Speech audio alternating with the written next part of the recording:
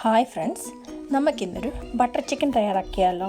അത് റെസ്റ്റോറൻറ്റിലൊക്കെ കഴിക്കുന്ന രീതിയിൽ. അതിന് ഞാനിവിടെ 750 ഗ്രാമോളം ചിക്കൻ എടുത്തിരിക്കുകയാണ്. അത് ചെറിയ കഷ്ണങ്ങളാക്കി മുറിച്ചെടുത്തിരിക്കുകയാണ്. അതിലേക്ക് ഉപ്പ് ചേർത്ത് കൊടുക്കുക, കുറച്ച് മഞ്ഞൾപ്പൊടിയും പിന്നെ ഇഞ്ചി വെളുത്തുള്ളി പേസ്റ്റ് ഒരു 1.5 ടേബിൾ സ്പൂണോളം ചേർത്ത് കൊടുക്കുക. അതിലേക്ക് ഞാൻ ഒരു 1.5 ടീസ്പൂണോളം മുളക് പൊടി ചേർത്ത് കൊടുക്കുകയാണ്. അത് ഇത്തിരി എരിവുള്ള മുളക് പൊടിയാണ്.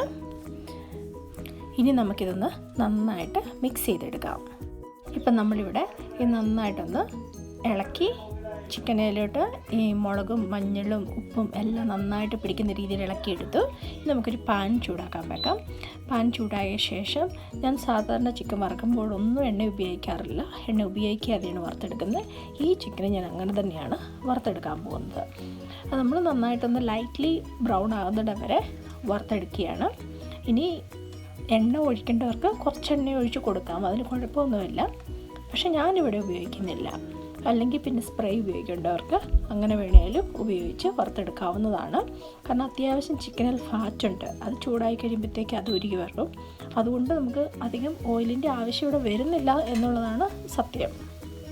എൻ്റെ ചിക്കൻ ഇവിടെ ഒരു 80% കുക്കായിട്ടുണ്ട്. ഇത്രയും വറുക്കേണ്ട ആവശ്യമേ ബട്ടർ ചിക്കൻ ഉണ്ടാക്കുമ്പോൾ. ഇനി നന്നായിട്ട് ക്രിസ്പി ആയിട്ട് ഫ്രൈ ചെയ്യേണ്ടവർക്ക് അങ്ങനെ ചെയ്യാം കേട്ടോ. പക്ഷേ ഞാൻ ഇത്രേ വറുക്കുന്നുള്ളൂ. ഇനി നമുക്ക് ഇതിന് വേണ്ട മസാലകൾ നോക്കാം. ഇനി നമുക്ക് ഈ വറുത്ത് വെച്ച ചിക്കൻ വേറൊരു പാത്രത്തിലേക്ക് കോരി വെക്കാം.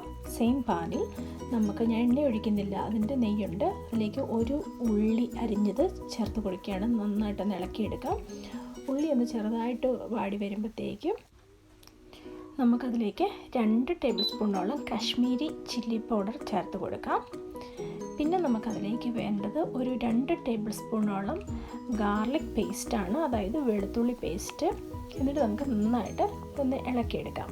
ഇനി മുളക് പൊടിയൊക്കെ നന്നായിട്ടൊന്ന് മൂത്ത് വരുമ്പോഴത്തേക്കും ഞാനിവിടെ ഒരു 100 ഗ്രാമോളം കാഷ്യൂനട്ട്, അതായത് അണ്ടിപ്പരിപ്പ് ചേർത്ത് കൊടുക്കുകയാണ്. നമുക്ക് നന്നായിട്ട് ഒന്നുകൂടെ ഇളക്കിയെടുക്കാം. ഈ മസാലയ്ക്കകത്ത് കിടന്ന് അണ്ടിപ്പരിപ്പ് എല്ലാം കൂടി ഒന്ന് നന്നായിട്ട് ചൂടായി ഒന്ന് മിക്സായി വരുമ്പോൾ നമുക്കതിലേക്ക് ഒരു 4 തക്കാളി, അതായത് മിക്സിക്കകത്തിട്ട് അടിച്ച് പ്യൂരിയാക്കി എടുത്തിട്ട് നമുക്ക് ഈ മിക്സറിലേക്ക് ചേർത്ത് കൊടുക്കാം. എന്നിട്ട് നമുക്ക് നന്നായിട്ടൊന്ന് ഒരു 2-3 മിനിറ്റ് ഇളക്കി കൊടുക്കാം. അപ്പം മുളകും ഉപ്പും മഞ്ഞളും എല്ലാം ഇതിലേക്ക് പിടിക്കുകയും ചെയ്യും. അതുപോലെ തന്നെ ആ സമയം കൊണ്ട് നമ്മുടെ കാഷ്യൂനട്ട് ഒന്ന് ഇത്തിരി കൂടി വറന്ന് കിട്ടുകയും ചെയ്യും. ഇനി നമുക്കതിലേക്ക് ഒരു 3-4 ടീസ്പൂണോളം പഞ്ചസാര ചേർത്ത് കൊടുക്കാം. ഞാനിവിടെ കെയിൻ ഷുഗറാണ് ചേർത്ത് കൊടുക്കുന്നത്. കെയിൻ ഷുഗറോ വൈറ്റ് ഷുഗറോ അത് നമ്മുടെ കയ്യിൽ ഉള്ളതനുസരിച്ച് ഏതാണെന്ന് നമുക്ക് ചേർത്ത് കൊടുക്കാവുന്നതാണ്. എന്നിട്ട് നമുക്ക് നന്നായിട്ട് ഒന്നുകൂടി ഇളക്കിയെടുക്കാം. ഇനി ഒരു 2-3 മിനിറ്റോളം നന്നായിട്ട് ഈ മസാല ഇളക്കി കൊടുക്കുക. തക്കാളി എല്ലാം നന്നായിട്ട് വെന്ത് വരണം. അതുപോലെ തന്നെ മസാല എല്ലാം നന്നായിട്ട് മൂത്തും വരണം. അതിനുശേഷം നമുക്കതിലേക്ക് വെള്ളം ആവശ്യത്തിനുള്ളത് ചേർത്ത് കൊടുക്കാവുന്നതാണ്. ഇപ്പോൾ മസാല എല്ലാം നന്നായിട്ട് മൂത്ത് വന്നിട്ടുണ്ട്. എല്ലാം തിളച്ചു. അതിലേക്ക് നമുക്കൊരു 500 ml വെള്ളം ചേർത്ത് കൊടുക്കാം. എന്നിട്ടൊന്ന് ഇളക്കാം. പിന്നെ അതിലേക്ക് നമുക്ക് ഗരം മസാല പൗഡറും കൂടെ ചേർത്ത് കൊടുക്കാം. ചേർത്തിട്ട് നന്നായിട്ട് ഇളക്കിയിട്ട് നമുക്കിതൊന്ന് തിളപ്പിച്ചെടുക്കണം. അപ്പോഴത്തേക്കും എല്ലാം നന്നായിട്ട് പെർഫെക്റ്റായിട്ട് വെന്ത് വരും. അതിനുശേഷം നമുക്കിത് മിക്സിയിലിട്ട് നമ്മൾ അടിച്ചെടുക്കാൻ പോവുകയാണ്. ഇതിലേക്ക് ഞാനൊരു 1.5 ടേബിൾ സ്പൂണോളം വൈറ്റ് വിനെഗർ കൂടെ ചേർത്ത് കൊടുക്കുകയാണ്. എന്നിട്ട് നമുക്ക് നന്നായിട്ടൊന്ന് ഇളക്കി മസാലയെല്ലാം ഒന്ന് തിളപ്പിച്ചെടുക്കാം. ഇപ്പം നമ്മുടെ മസാല എല്ലാം നന്നായിട്ട് തിളച്ച് വന്നിട്ടുണ്ട്. നമുക്കിതൊന്ന് ചെറുതായിട്ടൊന്ന് തണുക്കണം. തണുത്ത ശേഷം അവർക്ക് മിക്സിയിലിട്ട് അടിച്ചെടുക്കാൻ പറ്റുള്ളൂ.